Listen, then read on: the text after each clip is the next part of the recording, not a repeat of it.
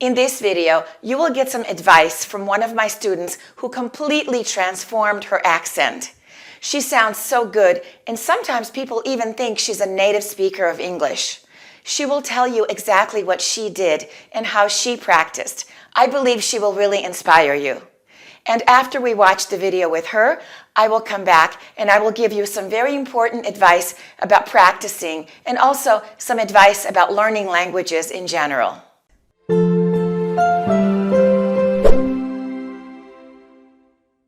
You did a lot of work on your own, and I was really impressed. So I would like to hear from you. What did you do to get your accent to be so good? So Annita practiced on her own before she came to me. I'd like you to hear how she sounds. I think she sounds amazing. All right, so Annita, tell us, what advice would you give? Thank you so much, Lisa. It means a lot coming from you, such a great teacher. 2 years ago, I started being more aware of my accent, and I wanted to improve it. So, because I'm an actress and I wanted to have access to more roles and to be more versatile, and so I would find my accent was a little bit limiting me. So consistently I started working, I would say 5 days a week, at least 1 hour a day. Okay, so so that consistency is really important. Yes, I found that you have to be persistent and consistent. Sometimes it can get frustrating, but if you keep going, you improve. What part of it gets frustrating? Yeah, sometimes when people don't understand something that you're saying, or instantly they ask you, where are you from?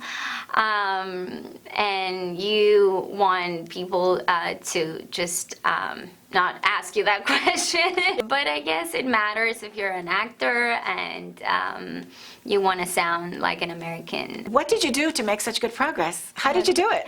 So a few different things. First, I would say I listened to audio accent reduction exercises and repeat. Also, another thing that I used to do, and I still do actually, is reading articles out loud, record myself, and then listen to see where I sound off and how my pace is, if my pace is fast enough, because I found that sometimes with foreigners, we don't speak as fast as natives. I'm a little bit aware of the phonetic alphabet, so the symbols of sounds, because I did study English in my country, although it was focused more on the British accent, so sometimes I have some difficulty in sounds that I'm used to pronounce differently or mispronounce, and here it's just different. Okay, great. Yeah. Well, yeah, that's fantastic. Yeah, a few other things. I have an app on my phone that trains you in having the right pace, and also in not using all the words that are watering down our speech. If people don't understand what watering down means, can you explain what that is? Yeah, we use some words in our everyday speech, like basically, anyways, whatever, so, like, just, that make our pace, they're slowing down our pace, and it just doesn't sound very confident. So those words. And what does the app do? The app tells you how many of those fillers you used. So it actually counts the fillers? Yes, it does. And it shows you if your pace was slow, a little bit slow, or if it was good. And you found that helped you?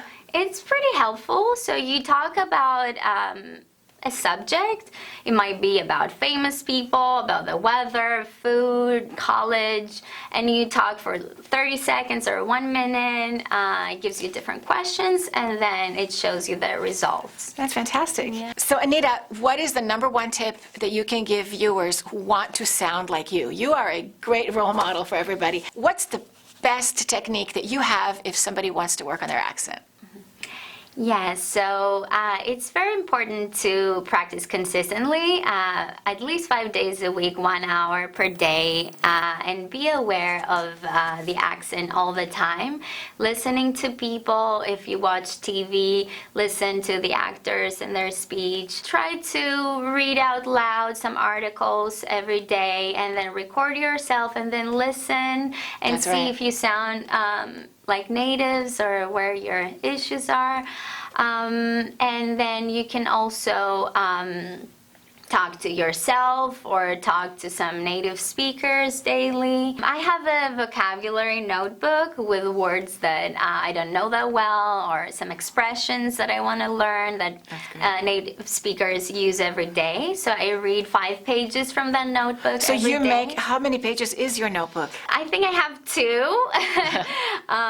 So maybe 50 pages. Fantastic. Yeah. That's great. So it sounds like hundreds of words, hundreds of expressions. Yes. And also watching your favorite TV show sometimes with English subtitles, and you Great. can write down some slang. And So you pause it. you pause it and you write down some expressions that you don't know. Because I learned English in a different country, we use some expressions that you don't really use here. Right. So it's sometimes kind of weird for people when they hear them. It throws them off. Right. That's great. Now, how many times do people ask you, where are you from? I don't think you get that question that much. Yeah, not anymore. People from other countries, they think I'm American, but sometimes Americans either think that I'm from a different state, or Different state in the United States. in the United States, or they tell me, oh, so you were born in Greece, you weren't born here. And how many years have you lived in the United States? This is my 4th year. Wow. Only 4 years in the United States. That's fantastic. You made great progress. Annita is such a wonderful role model, but she did the work that's required. She was motivated to practice every day, and she said she practiced 1 hour a day. Yes. You can change your accent, but you have to be willing to work hard. And do you find it fun? I mean, do you enjoy practicing? I do, because it's a process, and it gives you more confidence, because I would find that sometimes I would avoid talking to people or saying some words because I would feel embarrassed if it didn't come out right. So it gave me a lot more confidence, and I'm more expressive now. Annita is a perfect example of the transformation that can happen if you are motivated to work hard. If you are motivated to practice every day, you can definitely improve your accent. And Annita has only been in the United States for 4 years, but she is determined. You have to have a reason for wanting to change your accent. Usually it's because it's going to change your career. Somehow your life is going to be better. And sometimes it's you're going to be more successful in your business, you're going to get a promotion in your job, or in this case, you're an actress, and you will have a lot more roles available to you if you sound more American. Thanks, Annita. So true. Thank you so much Congratulations. for having me. Thank you. I appreciate it. You're welcome. As you can see, you can change your accent, but you have to be willing to work hard. And my number 1 tip is, don't get discouraged too soon. Don't give up too soon. That's the biggest mistake that people make. A lot of people give up when it gets too difficult. Don't give up. And don't say, I don't have talent for languages. Some of my students say, but I don't have a good ear for music, therefore I'm not going to be good at learning an accent. Or they say, I've never been good at languages. Remember, persistence is much more important than talent. I love this quote. Hard work beats talent when talent doesn't work hard. So hard work is much more important than talent when it comes to learning languages and when it comes to changing your accent. Remember, when you're learning a language or when you're trying to change your accent, often progress doesn't happen like this. It happens like this. No progress, and suddenly you jump and you're at the next level. And then once again, it seems like you're not making any progress, and then you jump again and you're suddenly at the next level. So it's very important to keep going even if you don't feel like you're making progress. I have studied foreign languages. I love learning languages, and that's how progress happened to me. Sometimes I felt like I was not improving, but I had such a passion, I had such a strong desire to learn languages, I didn't stop, and suddenly I became fluent. That can also happen to you too. Keep going when it gets difficult, and you will be on the other side, and suddenly your accent will sound great. Annita did it, many of my other students did it, and you can too. Let's summarize some of the techniques that Annita used. I think they're fantastic techniques. The first thing was she reminded us that it's important to be consistent and persistent. Consistent means you keep going and you do it regularly, and persistent means you keep trying and you don't give up very easily. She also talked about listening to accent reduction audio material. And in my video courses, you can watch and repeat both video and audio. It's really important to repeat after someone who's teaching you the correct sounds. She also read articles and she recorded them. She listened to her speech. Annita also knows the IPA, the International Phonetic Alphabet. That helps her to pronounce the sounds correctly.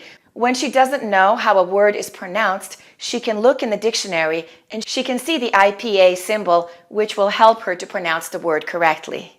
I like the next one. She talked to herself. When you don't have anyone to talk to, it doesn't matter. You can talk to yourself. You're practicing that way.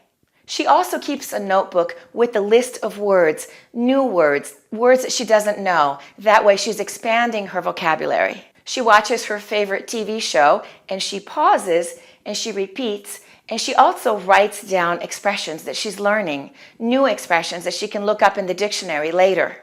She has an app on her phone. It's called Like So. The app counts how many times she uses filler words. For example, how many times she says anyway, like, so, basically, you know, actually. She tries to eliminate those words. Those are all excellent practice techniques, and I recommend that you do them as well. Don't get discouraged. Keep practicing, and you will see the changes that so many of my students have made, just like Annita.